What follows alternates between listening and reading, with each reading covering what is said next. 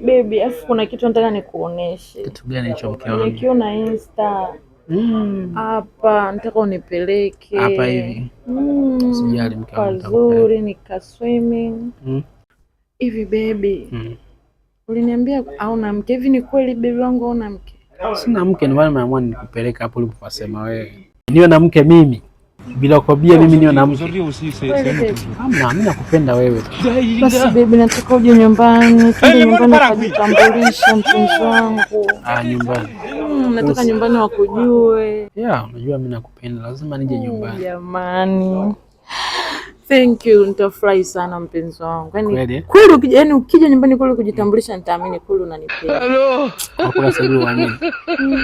Sijaamini, hiyo ukija nyumbani ndio nitaamini. Hivi uko peke yako mpenzi wangu. Ila bado unajua mimi nakupenda sana. Yaani nakupenda mpaka sielewi. Hebu kuwa uyaone.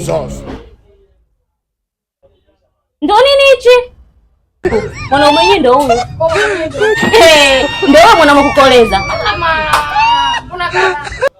Baby, kwani wewe ni nani? Mjibu. Unamnyamazisha nini? Huyu ni nani? Mjibu. Ondoka. Jinsi ninavyompenda mwanaume huyu, mtaa mzima wanajua. Sijui hata atakapewe nini jamani hao. Una shida gani hao? Una shida gani shoga yangu? Dada, unashangaa nini? Nyanyuka. Kumekucha. Vipi?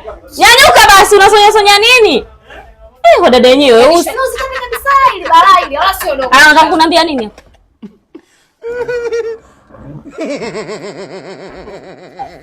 Wanaume hawa jamani. Ni mashetani? Sijui hata atakapewe.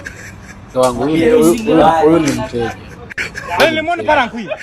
Mteja mnashikana. Yaani bado tu unandanganya. Maana hata niombe msamaha kweli jamani, nimepitiwa na shetani kama sababu zenu. Kwa mambo haya leo na sikubali. Usikubali. Sikubali. Yule mwanaume mwenyewe nampenda, afu unajua wanaume sasa hivi kutafuta kwa ramani ndugu yangu. Naomba unisamehe. Naomba unisamehe.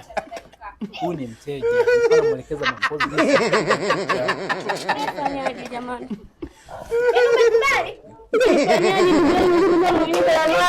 Kesho